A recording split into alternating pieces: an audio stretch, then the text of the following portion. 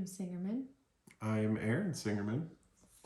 and this is Going Against the Grain podcast, episode 4. 4. It's already 4. Yes, Yes. it's 4. So we just got back from our Christmas getaway to Cancun, Mexico, and I had an absolute blast with my brother-in-law and sister-in-law and their kids. And I mean, I was pretty. I think the moral of the story is like we got really apprehensive before we left because we read a bunch of Google reviews, and almost every single one of the bad reviews wasn't true. Maybe somebody did have a bad time there, but for me, I had a fantastic time. The biggest con was just the wait time Wait times for for food. restaurants, but the staff was amazing, nice. They warned you that it would take a minute to just go with patience.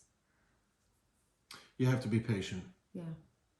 They also, like, we were talking about this, like, they move at a different, like, Americans in general are fast-paced people. They expect things to be fast, to be done quickly, and that's just not the case in Mexico. Like, everything is, at a slower pace. Life is at a slower pace. They kept saying that we were in Mexican time. Yeah, like as soon as that we landed in Mexico, the airplane was like, the pilot was like, "Welcome to Mexico, and remember, you're now on Mexican time, so relax and have a good time." And I think that's really what we ended up doing. Yeah, the last 2 days was kind of crappy. Yeah, there was no sunshine, and then of course, like starting today and the next like forever is sunny and warm. So that was frustrating, but whatever. That's our luck. Yeah. Yeah. So the kids had fun. They Nick- still swam. Yes, and I think we all got thrown in the pool except for Kim. Mm-hmm. She threw herself in the pool so that we wouldn't throw her in the pool. Being thrown in a pool. One day I'm just gonna go ahead and pull the band-aid off and throw you in a pool. And that's when he'll sleep on the couch. No, I won't. I actually like sleeping on the couch. I don't know why. I'm just weird. I'm a couch sleeper. Not that I do all the time, but I don't mind. I don't mind sleeping on the couch. I've always kind of liked sleeping on the couch. So, anyways, enough about that. If you guys have questions about where we went or something, leave some comments or reach out to one of us. We'd be happy to share with you. I would recommend where we went. It's not too crazy expensive. It's not too cheap, but it was perfect for our family, and we really enjoyed it. 10 out of 10. I think I would go again. Yes, and it was all inclusive. And if you get down there, there's this guy. He's the waiter in Zavas. His name's Javier. The best. Yes. Literally the best guy. He was just a genuinely really good person. So had to make that shout out to you, Javier. You are the bomb.com. So let's dive into it a little bit. This has been something that's been on, kind of weighing on our hearts a little bit. It kind of goes back to episode 1 with like our why, but it also at the same time, it's just something that's been coming up more and more and more lately. And I posted about it, a month or 2 ago. I put a post up and, it's just, and I realized like ever since I put that post up that it's meant more and more and more and more to me and my wife and my family. And that is, if it makes you happy, it doesn't have to make sense to anyone else. Let me repeat that. If it makes you happy, it doesn't have to make sense to anyone else. It's a topic I'm very passionate about. Well, let's talk a little more about it. So a lot of people just don't understand why we do the things that we do regarding homesteading, the life changes that we're making, how we choose to raise our kids as naturally as possible, from technology to their foods. Let me add, we're not anti-technology, anti-fun. No, not at all. Like on vacation, our kids had phones so we could get through dinner. They enjoyed ice cream. But it's when we decide it's best, we let our kids still be kids. Yeah. That doesn't mean they can't have a piece of cake or ice cream or anything like that. I don't know, it's just something I'm very passionate about when it comes to the safety of my kids. And I've been down every rabbit hole that you can think of when it comes to the foods or the ingredients that are in our foods, how processed our foods are, the things that the FDA allow in our foods. Food and anything, our government, everything that they're allowing. Compared to other countries, we have a lot of crap Yes. in our food. Yeah. And the more research that's being done, the more knowledge that we're getting and more harmful that it's making us. Our food makes us sick. Yes. And in return, if you stay sick, that means you have to go to the doctor, which means Big Pharma just keeps getting richer. And that's probably one of my biggest irritations with the whole cycle. Well, everything is a vicious cycle, and if you actually like do the deep dive and you do the research, like I don't want to go down the conspiracy hole, but you know, our healthcare system has a direct correlation with big pharma, industrial farming, the FDA, and what's being put in our foods. Like there's a direct correlation, and there's a reason that the United States has got the highest rate of obesity, the highest amount of diabetes, heart attacks, cancer, everything. And it's like, look at what we are putting in our bodies and what we are doing. So, you know, again, I'm not going to dive down that rabbit hole. We can save that whole thing for another episode. But like, you know, we want to be able to provide our family and our community with the healthiest choice possible, with, you know, organic or as close to organic or natural foods that you can get, which, by the way, organic, the federal government still allows small amounts of pesticides and everything to be put on organic food and still be labeled organic. So, you know, you really have to pay attention. Just because something in the grocery aisle says organic or all natural doesn't necessarily mean that it is. You really have to do your research, source where you're getting your food and your ingredients from. You know, it's never going to be perfect. America is broken. So just we're just trying to do the best thing. And like Kim said, you know, every once in a while, I don't mind if my kid has a Little Debbie or a Reese cup or, you know, a little bit of ice cream or something on vacation. We just don't want our kids to have that stuff every single day, day in and day out. There's way better options that your kids can have that isn't going to lead to long-term, you know, health issues down the road.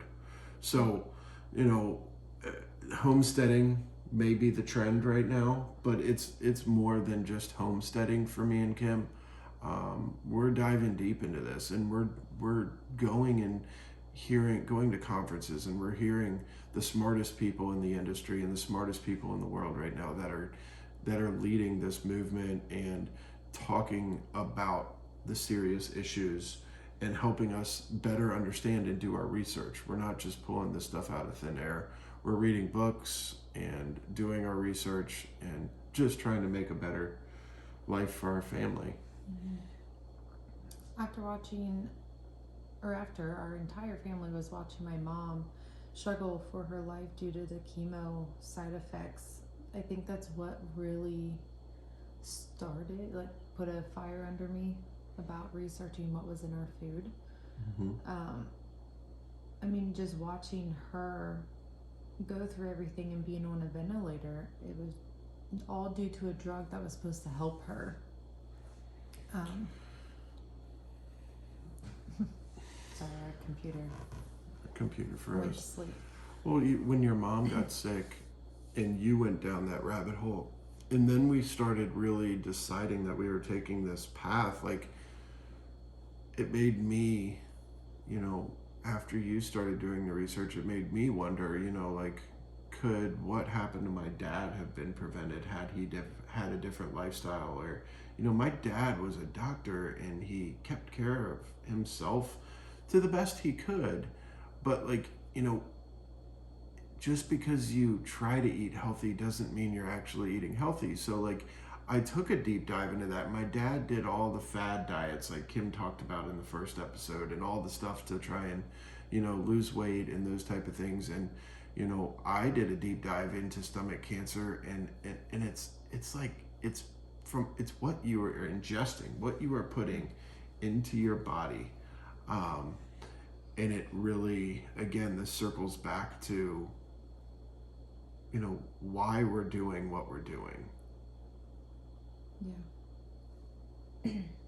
Yeah, so I don't know, with going back to my mom, as I was sitting there, I was angry, pissed off, hurt, exhausted from all of it.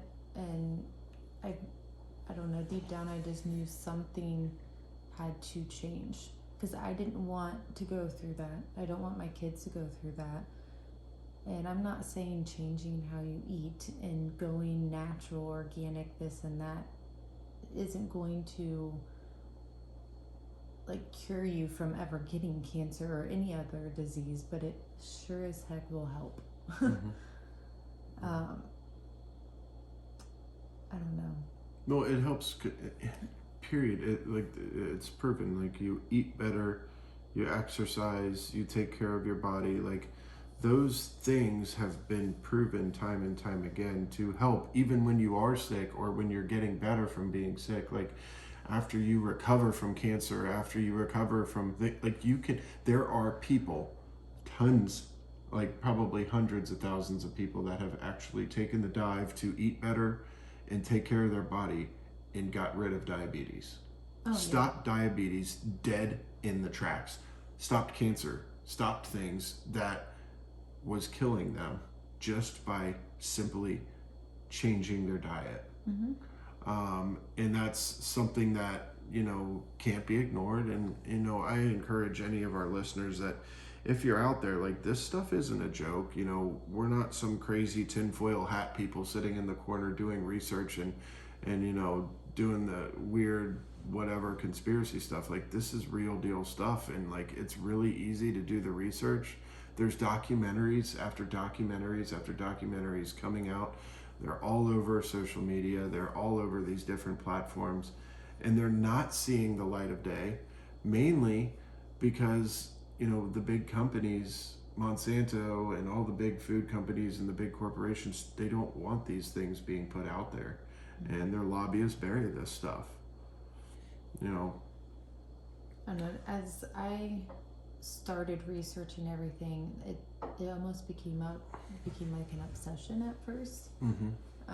Because it's all intriguing, and you just learn so much after you see everything. And of course there's the Instagram reels, and don't always believe everything you see on the internet. Make sure you are, if you see it on Instagram, verify it with your own research. Don't just believe what other people research. Yeah. I don't know, and just as a mother, I knew I had to do better. So I'm around as long as possible, and I'm the best, healthiest version that I can be for my kids. And I want my kids to know the knowledge that I'm learning, so they have a chance at a healthy, long life. Absolutely. Because as their mother and father, it's our job to make sure they know what good foods are, and to treat the processed foods or ice creams, things like that, as a special treat. Or if we're on vacation, that's not a normal part of a diet. Well, and people, if you're going to take this dive, like, don't think that you need to open your pantry and your refrigerator and throw everything away and just, like, freak out and be like, oh my God, like, I'm about to die. I need to change all my food and all my patterns. Like, no.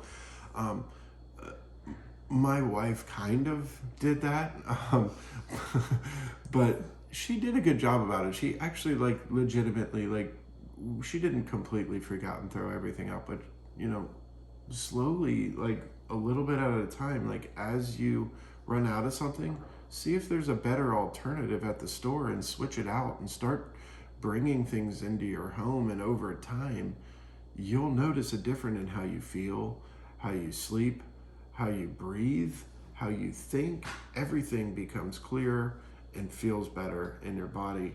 And, you know, it gets easier. Kim, talk to our people about a little bit about like how you transitioned, because everything sort of started, you know, you started converting the kids over slowly. Yeah, so for and me, and with Tommy, that's so a whole other for issue. me personally, I've always been healthy, but even my healthy foods, I learned, I was always on some type of a fad diet. But even like the healthy stuff doesn't mean that it's actually healthy, and you need to flip it over and actually read the ingredients. Yeah. Because just because it says heart healthy, like on Cheerios, doesn't mean it's heart healthy. And there's don't you have like an app that tells you what like ingredients are and stuff? Like chances are if you can't pronounce it, it's probably not good for you. Correct. Like legit, like seriously, like turn it over, get your phone out and Google it. Like it's so weird. Like some of these chemicals they put in our cereal are in your makeup, like in your mascara, like legit. Some of these chemicals are in pesticides, or in like Roundup, like that's Roundup, just different chemicals, pesticides, like all sorts of different stuff. Like it's really weird that those things transfer over to like cereals and foods. Like the other day, me and Kim had some. Listen, we still get. I think somebody. I don't know. We got some Buckeyes, didn't we? Yeah, Yes. so we got Buckeyes through Aaron's a realtor, so like everyone gives Yeah. out candy all holiday season. And we got some, and my kids love Reese cups. Peanut butter. And so I was like, hey, here is like a Reese cup. It's chocolate peanut butter. So they had one, I as well. And as soon as I turned over the back, it said all the food dyes: red dye 40, blue, number 5, Yeah. yellow, And whatever. we're sitting here thinking to ourselves like, why is there red dye 40 in chocolate? Like, I understand they use it as a preservative. It's just like, good Lord, they slide it into everything. Yeah. Like literally everything. And with the red dye 40 was one of the the first steps that I took with the kids is food. So our oldest is a little hyperactive. A little. And so that was My one dude of the, he's asleep right now and he's probably doing cartwheels in his sleep. Like he's bouncing off the wall. Yeah. But red dye 40 was one of the first steps I took for the kids, to see if it did make a difference, and it does. And when they do get red dye 40 after not having it for weeks and weeks, you can literally tell the difference. Yes. So but as we were converting the kids' food little by little, our youngest struggles. He was diagnosed with sensory processing disorder. So he eats a total of 5 foods, maybe. But obviously, I couldn't not let him have his 5 foods that he did eat, which is processed items. right. So what I did, I like Nutri-Grain bars has artificial dyes in them, but the ones at Whole Foods still has a bunch of ingredients that some of them I can't pronounce, but they don't have food dyes in them. So I replaced the regular Nutri-Grain bars for those because at least it was a better option. And instead of Goldfish, I buy the Annie's like rabbit crackers. Still, they have sunflower oil in them, which is a seed oil, but I had to make the best choice out of what I had for my child that doesn't eat. and I continue to do the research on his food that he finds comfort in and are safe foods for him. Just like fruit snacks, I just found another fruit snack. I forget what brand it is, and there's 4 ingredients out of them, and he loves them. So Keep going. so instead of buying the Annie's organic fruit snacks that don't have the dyes in them, which is a good option, I now switched to these fruit snacks because they're even a bit better option compared to the Annie's fruit snacks. So I'm always changing my kids' food. Our oldest loves all fruit and some vegetables, so he's pretty easy to get. Almost no meat though. He won't eat meat. But if I tell him I'll give him $100, he'll try anything. But what he doesn't know is that it's the $100 that's already in his savings account. But you know, at least he's trying things. He tries. So yeah, so I'm always doing research. I'm just worried when he learns bigger numbers. Right now, he just learned what 100 is. So let's just keep him at 100 for a while. Yes. And the other day, this is off topic. The other day, he told my husband why we were on vacation. He said, "How about $100 if I don't eat it?" No, Yeah, that's no, not how this works. that's not how this is going to work today, bud. But yeah, so I'm just always researching. So just my kids might have one thing one week, and I read something and find another alternative, and they're switched the next week. So it's always a learning opportunity when it comes to my kids' food. For us, it's pretty simple. We eat fruit, vegetables, meat. Yeah, lots of eggs. And lots of bread. Bread and eggs. I am addicted to sourdough. I love it. It's absolutely amazing. And carbs are good if they're eaten right. Well, even with like sourdough, it's good for those with diabetes because it doesn't spike your sugar, like regular yeast bread does or store-bought bread. Yeah. But like I said, my kids still have the special treats. We're not anti-fun. I know some people always are like, "Are you sure? Like, we have the chemicals. Can your kids eat this?" Yes, my kids will eat it. I'm not gonna be a party pooper. Right. But if you come to my house, there's not chemicals. So it's Yeah. I don't know. I also want to add, I never want people to think I judge them for how they are raising their family and what they do in their home. It's not my business. But I also, in return, I want to feel that we're not judged for how we choose to raise our kids. If you don't like it, I don't really care. Well, if it makes you happy, it doesn't have to make sense to anyone else. Exactly. So, I don't know. I think it is. I'm glad you said that because, the last thing I want people to do is feel like they have to act different when they invite us over. Feel like they have to have a different meal prepared for us when they have us over. That's just not the case. If you come to my house, we're probably not going to make a special unhealthy meal for you, but I'm just saying, but don't feel like, this is something that you have to adjust to for us. But even if you don't agree, the only thing that I want is to feel the support from our inner circle, our family, things like that. I think most are coming around at this point. I don't even know how much my side of the family knows what's going on with my health, but they've had a lot going on too. But I feel like they're pretty supportive. So I don't know. I could go on for hours. And I think we've kind of influenced. I know, like, your brother and Nikki, have really they've really made a solid effort to change what they're doing too. I think I need to get I need a fidget spinner, or Yes, like you something to play with during a podcast, because I like You want don't know what to do with to your play hands. with these chords. I don't know what to do with my hands. I need like something to play with, like a little something.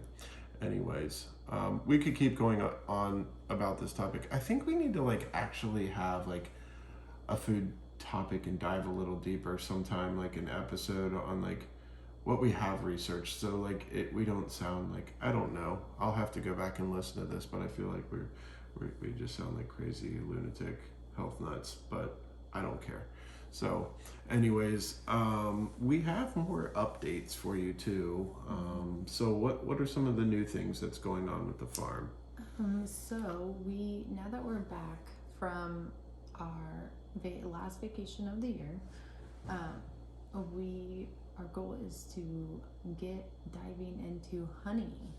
Yes. So we do not have bees on the property, but we have a lady down the street that a gentleman, a husband and wife that do an all natural.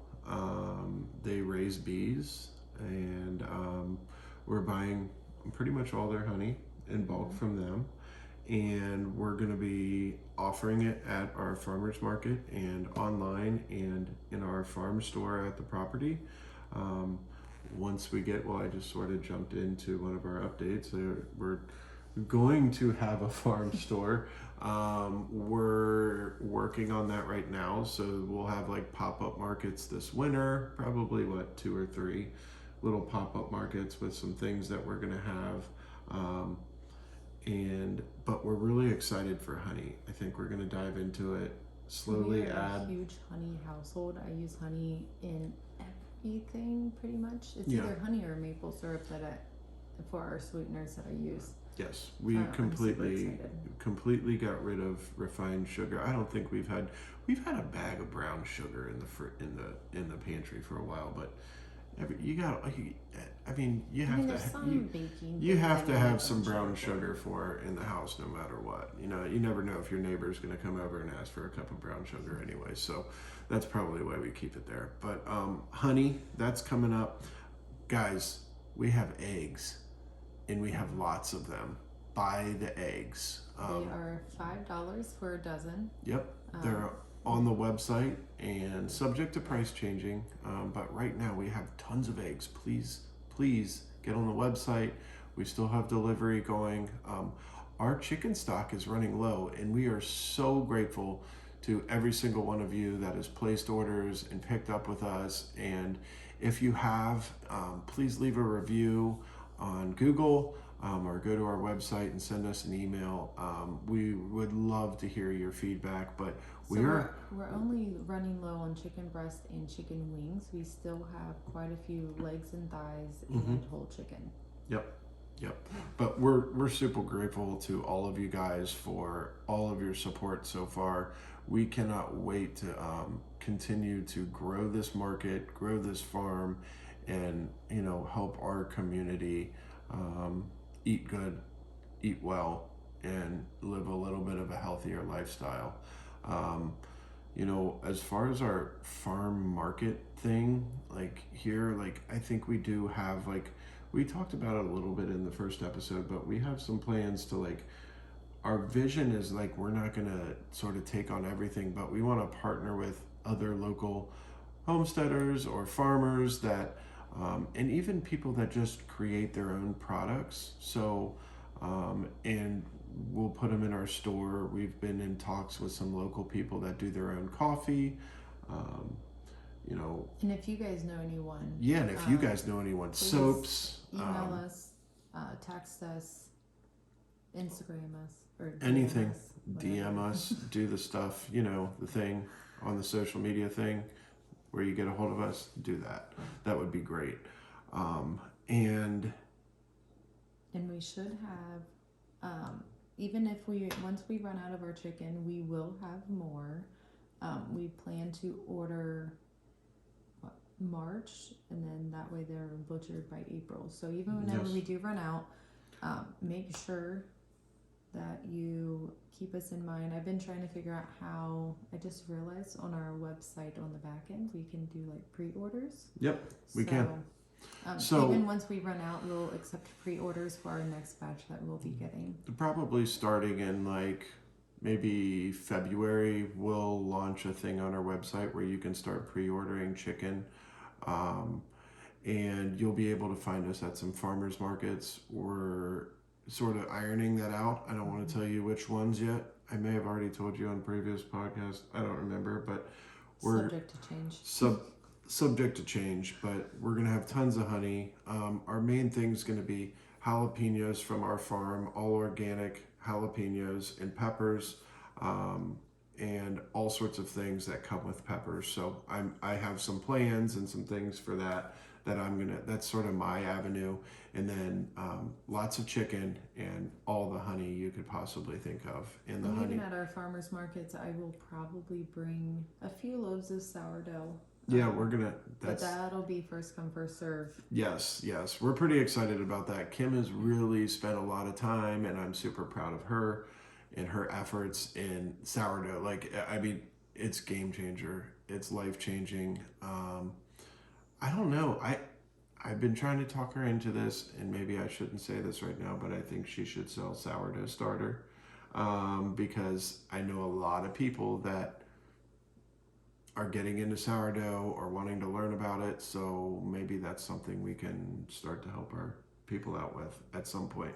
So enough with that. The holidays, they seem to be coming to an end. Yes, and I hope everyone had a great Christmas, and we only have 2 hours left of the new year, or until the new year. Yes. So we want to wish everybody a happy, healthy, and prosperous new year.